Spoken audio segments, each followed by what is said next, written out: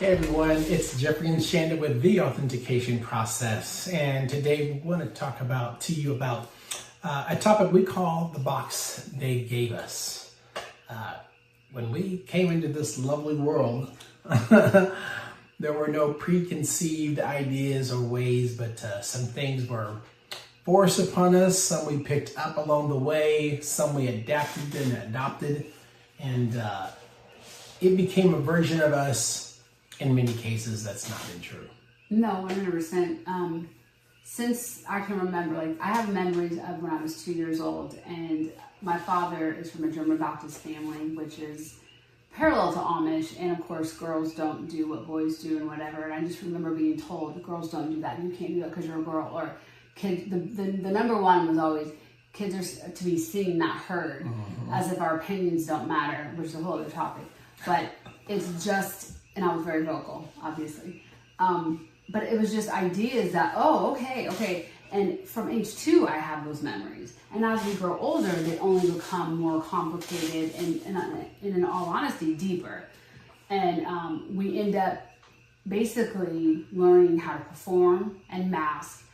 But what we lack, and this is what is so sad, is the authentication of who we really are, who we are. Who did God mean us and have us birthed to be? We lose that in translation when we hear things growing up. It's like, oh no, be quiet, be holy, be good, be less, be more.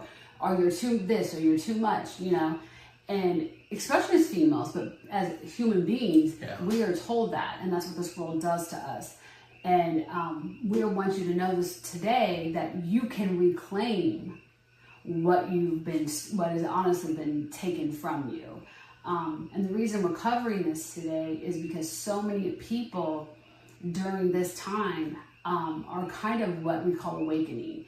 And so many of our clients, as we go through the authentication process, this is that process. It's the birthing of the true you, the authentic you, the one that, you do the mindsets and the coping mechanisms and all the things come from who you really genuinely are. And we want to discuss that because, like I said, so many people are yearning for that, and so many people are understanding this life is not for me. Like, what is going on? What used to make me happy, I realize it's not what I want. It's not what I ever wanted. Yeah. And we're not being bombarded by any means, but we're seeing that so prevalently. Very true. In that box, it comes in a variety of different forms. And sometimes it's disguised as protection for you, right? So they want you to stay in the box. We're taught that, it's like a fence, right? Your fence around your yard, in many cases, it's to protect, your kids or your property or your values, whatever it might be. But the whole point has to do with maturing to a degree that the fence, you have to know that there's an opportunity in which you can go beyond those boundaries. But if you've never been taught what those boundaries are, or never been taught, hey, you can go beyond this if you are mature, you understand the purpose of those things, then understand what that is. But oftentimes we're not really told that part. We know that there's a boundaries, we know there's boxes, but we're not told that it's okay to go beyond those boxes. And when we do, we are often faced with a number of different, let's just say, challenges when it comes to that. And part of that, to me, the number one challenge is we dim our light. We lose our joy, we lose our essence, we lose our soul, and we lose our peace. And it might come, it comes really early in life, and others it can come later. But I guarantee you, there's that voice inside of you that says, hey, wait, this is just not right. Yeah.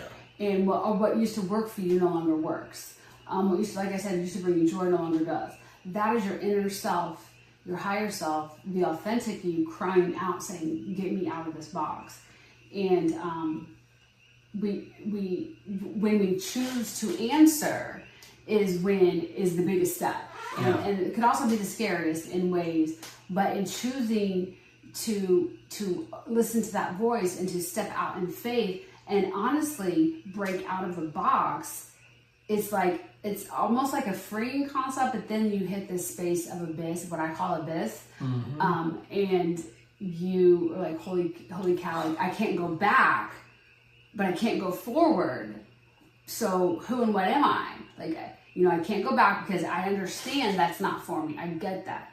And in all honesty, some people do go back at this point. But if you choose to stay and you're looking at the black void in front of you of the unknowing of who you are, what do you do next? What do you even want to do? Is this my belief? Is this what I've been taught? Is this a mask? Is this, all of these things that rumble through your head, that's why I call it the abyss. But I want to encourage you that if that's where you're at, it is, and it's still an amazing step, and you should be proud of yourself. But as we break out of the box, it is a process, and it is a slow process, but it's a longing that each of us has. So if your voice and your inner self is telling you to do that, and you answer that call, I want to congratulate you on that first and foremost. But just know that this is not the destruction; it's the revelation. This is not the breakdown; this is the breakthrough. And you are not broken. You might be fractured, but you are not broken. So if this is kind of where you're at, know we've been there, and and we're going to give you some tools in order to implement into your life to try to figure out what's next. And it is different for everybody, and that's okay. Yeah, it definitely is, and so again, just keep in mind that box it can also be a place of comfort. It's what you're used to. It's your habits. And so as you begin to push against that, it will feel uncomfortable. But some of you, I can feel it, and I know that some of you you feel like you're trapped, right? It's one thing to think that the fence is there to protect you, right? It's like people in jail, they don't feel protected in jail. No, they aren't trapped in jail.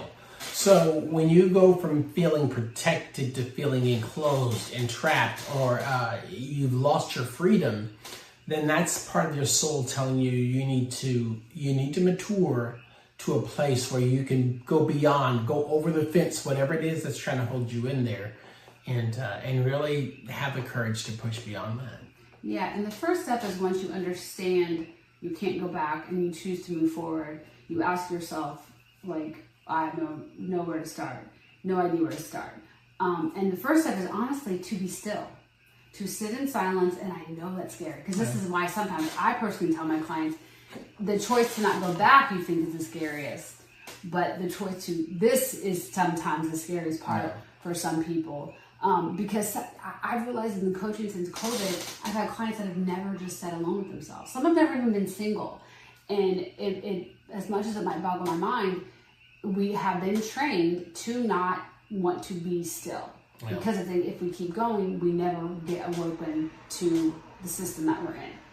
And so, yes, that is a very scary place to be. I have been there, he has been there, and many of our clients have been there. Actually, all of our clients have been there. It feels raw. What you used to be told where to go, what to do, and da-da-da, in the still small voices or the loud voices of others is just silence. I want to encourage you to stay there and be uncomfortable.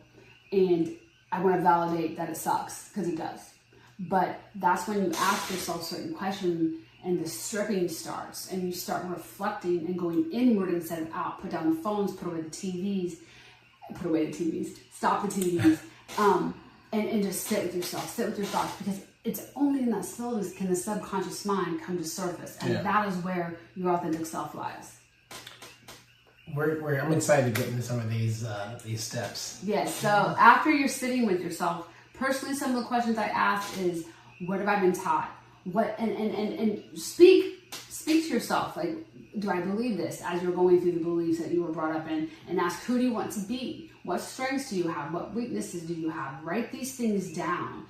And I call it reclaiming or reclamation. And it's not a glow up, and it's a slow, almost holy process. I'm going to say that holy process that taking yourself back, not fixing, because there was nothing wrong with you in the first place. And that's the number one thing you need to understand. You were never broken. Fractured maybe, but not broken.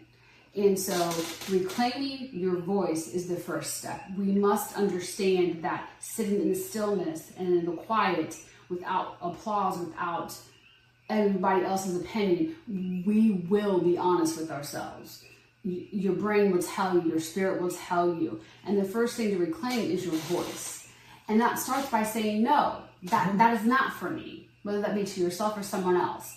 And the more you say no, I've written about there's power in no. The more you say no, you gain then strength. And you honestly, when you stand your ground, like, that is not who I am anymore. That was never me.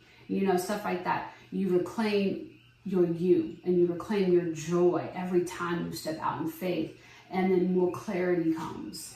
Very true. And one thing you have to remind yourself is that your no is not rebellion. Mm-hmm. Someone might make you think and feel like it is, or like you're not, or that you're somehow being mean to them.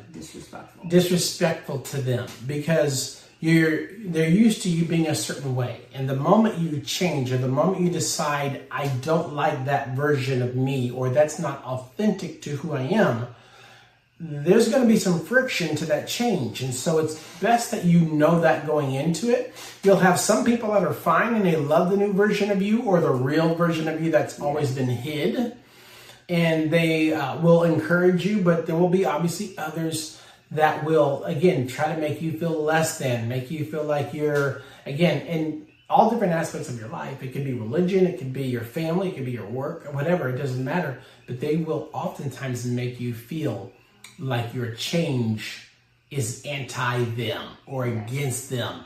And you need to be true to the fact that this is pro-you, and it's going to be great for you, and it's a necessity.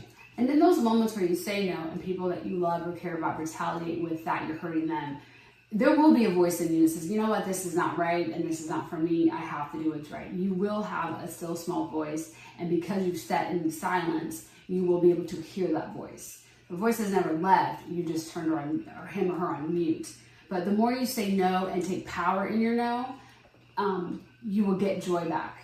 You will get clarity of who you were meant to be, who you were born to be, who, as a little child, you dreamt of being. That version of you will return. The more you say no, you will get your joy back. You will get you just get your power back. And you also reclaim a level of softness. Yeah. I know for me that being raised, all I could do was be strong. When I started this process, vulnerability was the first thing that came in. Yeah. And because all I could be was strong, everything else was weak. But the more I spoke and the more I allowed that to come in, again, sitting in the silence, the power of no, understanding that every feeling is okay, it allowed me to be more than just strong. And the clarity that came in of who I wanted to be, therefore that's who I am, was being able to be seen. But if I stayed in that zone of just being strong, I would have never gotten there. And that's, but there's power in that. There's joy in that. There's softness in that. And you're reclaiming your mind, body, and soul. Maybe you wanted to work out forever, or you thought you wanted to be a bodybuilder. I don't know. But the point is, you learn who you are. Therefore, you know who to become. And it starts in the stillness. It starts with meditation. It starts with journaling. I understand that sounds quirky and whatever. I was not a believer in that at all. But when I started doing it, even if you just sit in silence and just think, in all honesty, you get all the things we said: your voice, your joy, your power, and your softness. But it all starts with your voice, and the voice comes in the silence. It definitely does. An old mentor of mine said, Jeff, you always have two types of pain. You're going to have some pain in life. And there's two decisions. So you're either going to have the pain of discipline or the pain of regret. I need you to listen to me. I'm going to say that again. You're going to deal with either the pain of discipline or the pain of regret. Yep. So you can be disciplined to make the changes that are best for you, or you're going to have the pain of regret when you're in your later years in life, wishing you had made a different choice, wishing you had done something different. And that's going to be tough to deal with. So we say this because this is best for all of us in humanity. It helps us be better people, and therefore better for anyone else that we have relationships with. So yes, if you are, as we wrap this up, feeling this way, understand that you are not alone. We can help you by coaching. You can help you by joining our TAP tribe. It is free at theauthenticationprocess.com. But remember, as you start your journey of personal awakening, understand this is for you, and it will be unglamorous, as I call it. It'd be messy. Forgive yourself for not knowing before, because this is the time you're meant to. Everything happens for a reason when it's supposed to happen. No, some days you're going to be up kicking butt, other days you're just going to be like, why? I'm a very authentic person. I try to deliver gently, but I'm truthful. Like, it is this way. I'm not going to say, oh my God, you're going to have like butterflies, No, it's not like that. Some days you conquer, some days it's, and that's okay. Just keep going. Grieve for the person. Also, actually, don't grieve for the version of you that you were, because it still brought you to this point. And remember that it's not against anyone else. It's just for you. And you were not meant to be curated or contained. You were meant to honestly just let your light shine. And I know that sounds so cheesy, but I words cannot express how important that is to, like he said, to all of humanity. And because those boxes were never meant to be, period. So very true. And I'll just kind of end with the good old verse that talks about love your neighbor as you love yourself. But the truth of the matter is, if you don't know how to love yourself, how can you ever love somebody else? And he also doesn't say love others more than you love yourself. Sometimes we think that's godly to do that. And all that does is hurt you in the end and keep you lesser than what you're supposed to be. Yes. God bless you all. Thank you for being a part of this. And questions, comments, please put them down below. And invite somebody to come and listen to this. And we'll see you next time.